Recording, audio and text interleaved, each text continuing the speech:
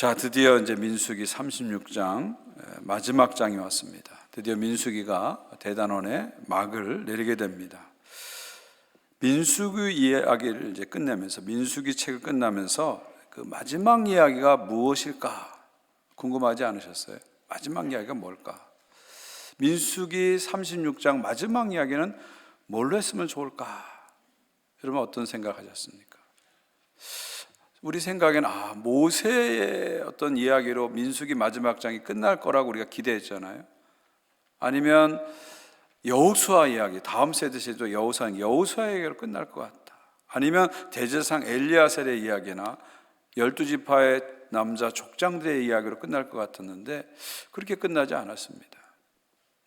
만약에 여러분이 민수기의 저자라면 민수기 마지막 장, 이스라엘 백성의 광야 이야기인 마지막 장을 어떤 이야기로, 어떤 사건으로 끝을 맺을까요? 한번 생각해 보세요. 내가 민수기 저자라면 어떤 이야기를 마지막 이야기에 넣었을까? 한번 생각을 해 보십시오. 만약에 제가 민수기 저자라면 저는 지금까지 광야를 한번 총 정리해 주겠어요. 쫙 정리하고 그 다음에 광야의 영적 의미는 첫째, 둘째, 셋째 딱 3대지로 쫙 정리하고 민수기 끝 이렇게 할 것 같아요. 그런데 오늘 본문을 보면은요, 민수기의 마지막 이야기는 뜻밖에도 슬로브앗의 딸들의 이야기로 끝이 납니다. 이 마지막 이야기가 모세나 여호수아나 대제사장이나 또는 12지파 남자 족장들의 이야기가 아니라 여성인 슬로브앗 딸들의 이야기로 끝이 납니다. 그것도 아버지가 일찍 죽어서 딸들만 남고, 그래서 당시 기준으로 보면 아주 불행한 집안, 동네 사람들이 그 집을 지나갈 때마다 쯧쯧쯧 하면서 동정했던 그런 집안이죠. 당시 기준으로 보면은 비주류 중에 비주류라고 할 수 있는 슬로브앗의 딸들, 그들의 이야기로 민수기가 끝이 납니다. 근데 여러분 재밌는 것은 민수기 27장, 그러니까 26장부터 36장이 민수기 후반부인데요, 26장에서 2세들에 대한 인구조사하고 27장의 첫 이야기가 뭐였죠? 슬로브앗 딸들의 이야기입니다. 자, 이렇게 보면 민수기 후반부는 슬로브앗 딸들의 이야기에서 시작해서 슬로브앗 딸들의 이야기로 끝이 나는 거죠. 이것을 문학적으로 수미쌍관이라고 그러죠. 인크루시오, 수미쌍관. 그러니까 시작 이야기와 끝 이야기를 같이 이렇게 배치하는 거죠. 자, 왜 민수기의 끝이 슬로브앗 딸들의 이야기로 끝날까? 한번 질문을 해보세요. 여러분 스스로 질문해 보시고 그 질문을 가슴에 품으시고 오늘 본문을 같이 좀 살펴봤으면 좋겠습니다. 2절을 보시면요, 여호와께서 우리 주에게 명령하사 이스라엘 자손에게 제비를 뽑아 그 기업의 땅을 주게 하셨고, 여호와께서 또 우리의 주에게 명령하사 우리 형제 슬로브앗의 기업을 그의 딸들에게 주게 하셨은즉. 이건 27장 얘기죠. 그 슬로브앗이라는 아버지가 일찍 죽고 딸들만 5이 남은 거예요. 그럼 당시 기준으로 하면 아들에게만 상속이 되니까 딸들은 상속받을 수 없는 거예요. 그때 슬로브앗 딸들이 나와서 문제 제기를 합니다. 이 있습니다. 문제 제기를 하죠. 자기를 둘러싼 세계를 향해서 노라고 말하는 것이죠. 그리고 하나님께서는 모세에게 그들의 문제 제기가 옳다고 인정을 해줍니다. 그래서 어떤 결정이 내려오죠? 딸들에게도, 아들이 없을 경우에는 딸들에게도 땅을 상속시켜라, 유산으로 주라, 이런 결정이 내려지죠.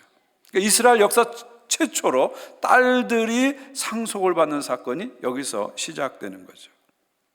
그러니까 슬로브앗 딸들은 요즘 말로 하면 유리천장을 깬 사람들입니다. 새로운 시대와 역사를 연 사람들이다, 이렇게 보시면 되죠. 이것이 이제 27장의 이야기고요. 3절을 보시면요, 그 사건의 여파로 이런 문제 제기가 나옵니다. 그들이 만일 이스라엘 자손의 다른 지파의 남자들의 아내가 되면 그들의 기업은 우리 조상의 기업에서 떨어져 나가고 그들이 속한 그 지파의 기업에 첨가되리니 그러면 우리가 제비 뽑은 기업에서 떨어져 나갈 것입니다. 자, 이렇게 법을 바꿨더니 또 다른 문제가 생기는 거예요. 그건 뭐냐면 이 슬로브앗 딸들이 속한 므낫세 지파에서 문제 제기를 하는 겁니다. 좋습니다. 딸들에게도 상속하는 거 좋아요. 그런데 그렇게 되면은 그 딸들이 다른 지파로 시집을 가게 되면 우리 지파 땅이 그만큼 줄어드는 거 아닙니까? 중간중간에 다른 지파가 이렇게 구멍을 내가지고 땅이 차지하게 되면 우리 지파 땅이 줄어드는 거 아닙니까? 이거는 원칙에 어긋나지 않습니까? 하고 이렇게 문제를 제기하죠. 므낫세 지파, 스로바 딸들이 속한 므낫세 지파 입장에서 충분히 제기할 수 있는 문제입니다. 5절을 보시면 모세가 여호와의 말씀으로 이스라엘 자손에게 명령하 이르되 요셉 자손, 므낫세 지파죠. 요셉 자손의 말이 옳도다. 그러니까 모세가 그 말을 듣고 보니까 옳은 것 같아요. 므낫세 지파의 문제에도 옳게 보입니다. 사실 이게 리더의 어려움이죠. 이 사람 말을 들으면 이 사람이 옳은 것 같고 저 사람 말을 들으면 저 사람이 옳은 것 같고, 그게 리더의 어려움입니다. 이 문제를 이렇게 해결하니까 또 다른 이렇게 문제가 생기고, 이게 이제 리더의 어려움이죠. 옛날에 한경진 목사님이 영락교에서 목회하실 때 하루는 한 권사님이 찾아오셔서 막 흥분해서 찾아온 거예요. 그래서 목사님한테 목사님 이렇게 하셔야 됩니다. 이거 반드시 이렇게 해야 됩니다. 막 주장을 하신 거예요. 그랬더니 한경진 목사님이 권사님 말씀이 일리가 있습니다. 이북분이시니까 일리가 있습니다. 이렇게 대답을 해준 거예요. 근데 조금 있다가 얼마 정도 지나서 또 다른 권사님이 와가지고 목사님 이거 이렇게 해야 됩니다. 막 주장하는 거예요. 근데 앞에 권사님하고 정반대 주장을 하는 거죠. 다 듣고 나서 한경림 목사님이 권사님 말씀도 일리가 있습니다. 이렇게 대답을 하는 거예요. 근데 그 이야기를 방 안에서 사모님이 다 듣고 있었던 거예요. 나오셔가지고 목사님이 얘기하는 겁니다. 아니 목사님, 아까 권사님하고 이 권사님 얘기가 정반대인데 둘 다 일리가 있다고 하면 그거 어떻게 된 겁니까? 이렇게 얘기하니까 한경진 목사님이 님자 말도 일리가 있습니다. 이렇게 대답을 하는 거예요. 이게 리더의 어려움입니다. 이 사람이 들으면 이 사람 말 들으면 이게 옳은 것 같고 저 사람 말하면 저 사람 옳은 것 같고, 그런 게 어려움이 있어요. 어려움이 있어요. 어떤 분들은 저에게 찾아와서 목사 이거 이렇게 해야 됩니다. 이게 맞습니다. 막 얘기하는데 교회 전체를 보는 담임 목사 입장에선 또 이렇게 하면 이게 또 걸리고 이런 부분들이 있거든요. 그게 리더의 어려움입니다. 저는 그래서 우리 성도님들이 제 자리에 한 하루씩 좀 돌아가면서 앉아봤으면 좋을 것 같아요. 그런 어려움들이 있어요. 그런 어려움들이 있어요. 저를 위해서 좀 기도해 주십시오. 기도해 주십시오. 자, 지금 그런 상황입니다. 이렇게 결정했더니 또 이런 문제가 생기는 거예요. 참 리더에게는 항상 문제의 연속입니다. 이게 해결되면 끝난 게 아니에요. 또 다른 문제가 나옵니다. 산 넘어 산 계속 이어지는 거죠. 자, 이런 어려운 상황을 모세는 어떻게 해결합니까? 5절을 보시면 여호와의 말씀으로 풀어가죠. 하나님 말씀으로 풀어갑니다. 자기 생각으로 처리하지 않고 하나님께 묻고 하나님 말씀으로 풀어갑니다. 그래서 하나님께서 모세에게 말씀해 주시죠. 그게 6절 7절입니다. 스로바 딸들에게 대한 여호와의 명령이 이러하니라. 이르시되 스로바 딸들은 마음대로 시집을 가려거나 오직 그 조상의 지파 종족에로만 시집갈지니 그리하면 이스라엘 자손의 기업이 이 지파에서 저 지파로 옮기지 않고 이스라엘 자손이 다 각기 조상의 지파의 기업을 지킬 것이니라. 결론은 뭐죠? 자, 스로바 딸도 유산 상속받는 거 옳다. 그런데 그 딸들이 시집을 갈 때는 자기 지파 안에서만 시집을 가라는 거예요. 다른 지파한테 남자에게 시집가지 말고 자기 지파 안에서만 시집을 가게 해서 므낫세 지파의 땅은 므낫세 지파의 땅으로 지켜지게 하라, 그런 얘기죠. 그러니까 유산도 지키고 딸들의 유산도 지키고 므낫세 지파의 땅도 기업도 지키는 그런 타협안으로 결정을 내리게 된 것입니다. 그리고 이 결정은요, 스로바 딸들에게만 해당되는 것이 아니라 이스라엘 전체에 다 해당됩니다. 그러니까 새로운 법이 만들어지는 거예요. 8절 보십시오. 이스라엘 자손의 지파 중에 그 기업을 이은 딸들은 모두 자기 조상의 지파에 종족되는 사람의 아내가 될 것이라. 그리하면 이스라엘 자손이 각기 조상의 기업을 보존하게 되어 그 기업이 이 지파에서 저 지파로 옮기지 아니하고 이스라엘 자손의 지파가 각각 자기 기업을 지키리라. 새로운 법이 탄생한 거죠. 그래서 이스라엘 전체의 새로운 법이 뭡니까? 아들이 없는 집안에게는 딸들에게도 유산을 줘라. 상속평등법이 탄생하게 된 거죠. 또 하나는 뭡니까? 그런 경우에는 시집을 갈 때 자기 지파 안에서만 시집을 가라, 결혼을 하라. 새로운 법이 탄생한 겁니다. 자, 지금까지 이렇게 보게 되면요, 각 지파가 자기 지파의 땅, 기업을 지키는 것이 참 중요하다는 것을 우리가 지금 읽으면서 느낄 수가 있습니다. 왜 이것이 중요할까요? 그 이유는 뭐냐면 이스라엘 집에 있어서 땅은 단순한 부동산이 아닙니다. 단순한 부동산이 아니라 하나님의 언약입니다. 하나님의 언약이에요. 여러분, 하나님께서 아브라함에게 언약을 주셨을 때 그 이후로 언약이 쭉 아브라함과 이삭과 야곱, 요셉 이후로 계속 계승되잖아요. 12지파까지. 근데 그 언약이 계승되는 가시적인 표시가 뭐죠? 두 가지죠. 하나는 씨, 하나는 땅입니다. 자손과 땅, 이 두 가지가 언약의 가시적인 표시죠. 그러니까 하나님의 언약이 구체적인 형태로 보여주는 게 자손이고 땅이라는 것이죠. 그러니까 땅은 그냥 부동산이 아니라, 이스라엘에서 땅은 그냥 부동산이 아니라 언약의 사인이다, 이렇게 보시면 됩니다. 그래서 자기가 받은 땅, 기업을 지키는 것이 생명보다 소중한 거예요. 그래서 각 지파가 자기 기업을 지키는 것이죠. 그러니까 오늘날로 한다면 이 자기 기업을 지키는 것은 그냥 부동산을 지키는 것이 아니라 신앙의 정체성, 신앙의 계승, 이런 차원에서 보시면 됩니다. 물론 예일 수도 있습니다. 법은 항상 예외가 있죠. 어떤 여자가 다른 지파 남자에게 사랑을 빠졌어요. 저 남자하고 정말 결혼하고 싶어요. 그럼 어떻게 해야 돼요? 결혼할 수 있어요. 자유니까. 그런데 그 지파에서 받은 땅을 포기해야 됩니다. 무슨 얘기냐면 사랑이냐 땅이냐에서 선택을 하라는 거예요. 사랑을 선택하면 땅을 잊어버리고 땅을 선택하면 사랑을 잃어버리라는 거죠. 둘 중에 하나 선택하라는 거죠. 우리는 항상 두 마리 토끼를 잡으려고 하다가 실패하고 실수하잖아요. 두 마리 토끼 잡는 거 참 좋죠. 근데 현실에서는 두 마리 토끼를 잡기가 참 어렵습니다. 한 마리를 잡으려면 다른 한 마리를 포기해야 됩니다. 포기해야 돼요. 근데 우리는 자꾸 두 마리 토끼를 잡다가 두 마리 다 놓치는 경우가 많아요. 한 마리를 잡으려면 다른 한 마리를 포기해야 됩니다. 더 중요한 것을 잡으려면 덜 중요한 것을 포기하는 훈련을 해야 돼요. 그래야 인생을 가치 있게, 의미 있게 살아갈 수 있는 거죠. 우리 삶의 방향을 이제는 더해서, 모아해서 덜, 레스로 자꾸 바뀌어야 됩니다. 특히 여러분의 인생의 후반전으로 갈수록 모아가 아니라 레스로, 더해서 덜로 자꾸 바뀌어야 돼요. 뭘 더 많이 하려고 하지 마시고요, 뭘 덜 할 수 있을까, 이걸 생각하셔야 돼요. 그래서 선택과 집중이 필요한 거죠. 뭘 더 많이 가질까 자꾸 욕심 부리지 마시고요, 뭘 덜 가질 수 있을까, 지금 가진 것 중에서 내가 내려놓을 게 뭔가를 자꾸 생각하셔야 돼요. 자꾸 생각하셔야 돼요. 그렇죠? 그래야지만이 우리 삶이 정리가 되고요, 집중이 되고요, 열매가 맺혀지게 되는 거죠.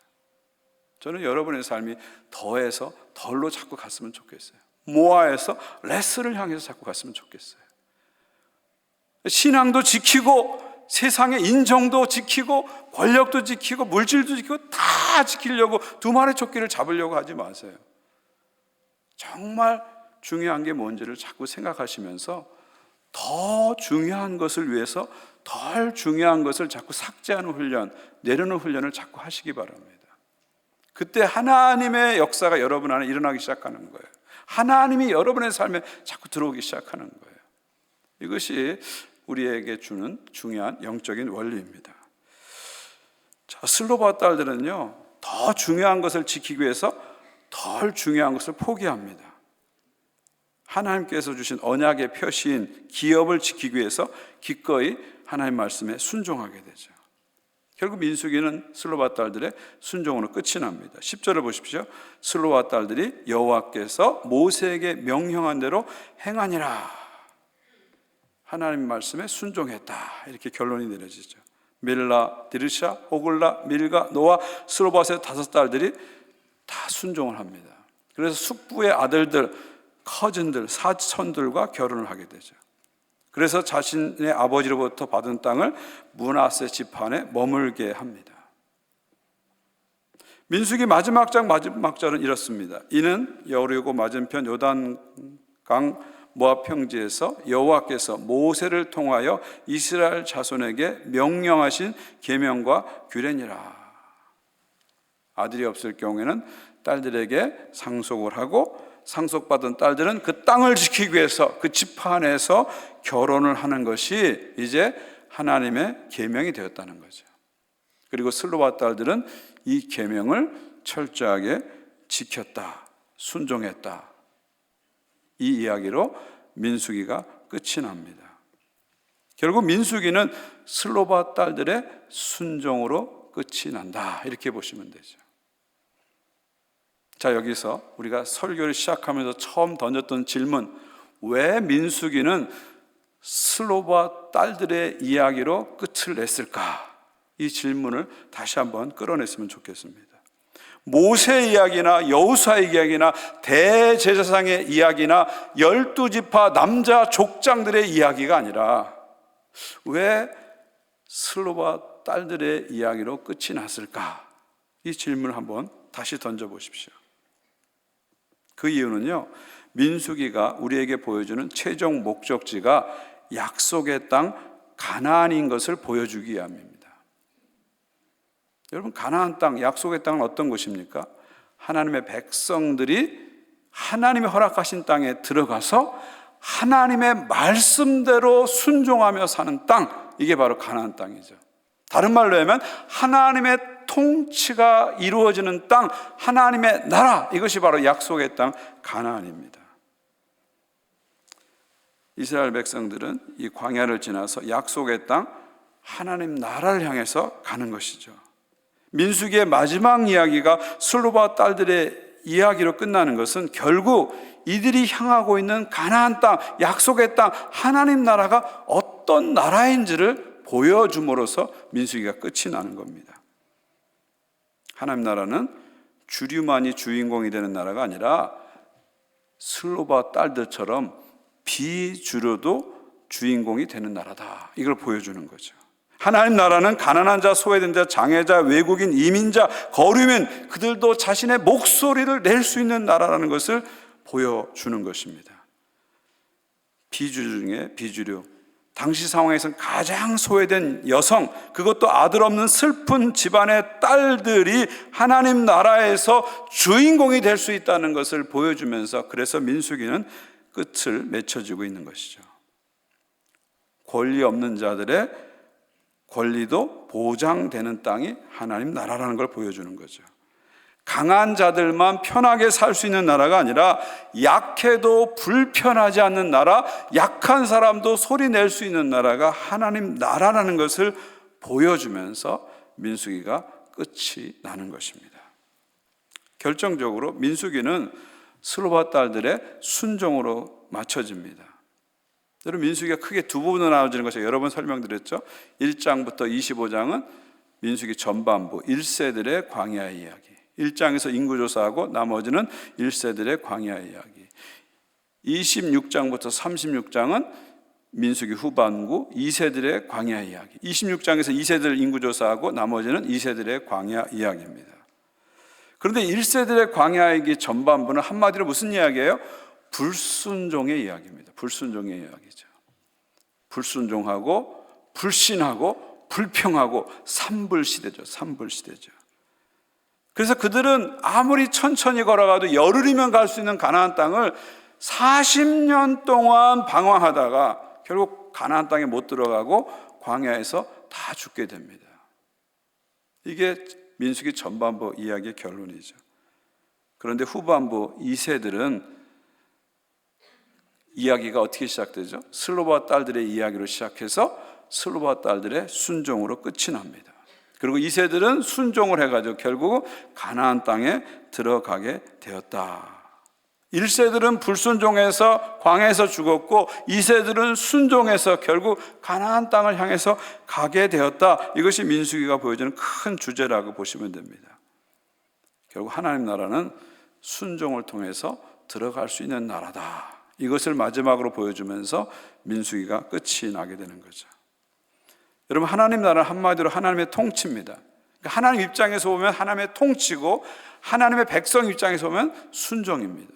그렇죠? 그러니까 하나님의 통치와 하나님 백성들의 순종은 동전의 양면과 같아서 뗄래야 뗄 수 없는 거죠.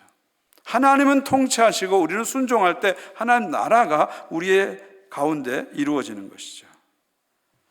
하나님 나라는 세상과 다른 임금 진정한 왕이신 예수님께서 이 땅에 오심으로 이미 시작됐습니다. 그리고 십자가에서 죽으시고 부활하심으로 이미 승리하셨죠. 예수를 주로 고백하는 사람들에게 하나님 나라는 이미 들어와 있습니다. 여러분은 이미 하나님 나라 속에 들어와 있고 하나님 나라가 여러분 가운데 이미 시작됐습니다. 그리고 예수님께서 이 땅에 다시 오셔서 당신의 왕권을 완전히 행사하셔서 악의 무리를 완전히 멸절시키시고 하나님의 완전한 통치를 이루실 것입니다. 그때까지 우리 하나님 백성들은 광야 같은 세상에서 하나님의 나라를 선포하면서 하나님의 통치를 실현하는 삶을 살아야 됩니다. 이 땅에 하나님의 통치가 실현되지 못한 곳에 가서 그것과 그곳 사람들을 위해서 기도해야 됩니다. 가난한 자, 소외된 자, 연약한 자와 함께하면서 그들이 새로운 나라의 주인공이라는 것을 말해주어야 합니다. 그리고 나의 삶을 끊임없이 돌아보면서 아직도 나의 삶 속에 하나님의 통치가 이루어지지 못하는 어두운 영역들이 있어요. 분명히 여러분 가운데 있을 거예요. 아직도 하나님의 통치가 이루어지지 않는, 통치를 받지 않은 어두운 욕망들이 있습니다. 그것을 끊임없이 하나님 앞에 드러내면서 하나님의 통치를 받아가면서 살아가는 거예요. 이 광야 속에서. 그렇게 살아갈 때 우리 안에, 우리 가운데 하나님 나라가 이루어져 가는 것이죠. 이렇게 본다면 민수기가 스루와 딸들의 순종으로 끝이 나는 것은 아주 기가 막힌 엔딩이죠. 훈훈한 결말이고요, 열린 결말입니다. 우리 모두를 하나님의 나라로 초대하는 열린 결말입니다. 광야 같은 인생길에서 순종의 삶을 통해서 하나님 나라를 경험하고 하나님 나라를 향해서 나아가라는 민수기의 위대한 초청입니다. 순종으로 하나님 나라를 열어가시는 여러분 모두가 되시기를 주님의 이름으로 축원드립니다. 슬로바 딸들처럼 순종을 통해서 새로운 시대를, 새로운 나라를, 하나님 나라를 열어간 것처럼 여러분이 내딛는 그 순종의 발걸음을 통해서 여러분의 삶 속에, 또 여러분의 가정 가운데, 우리 교회 가운데, 이 땅 가운데 하나님 나라가 열려지는 그런 은총이 있기를 주의 이름으로 축원드립니다.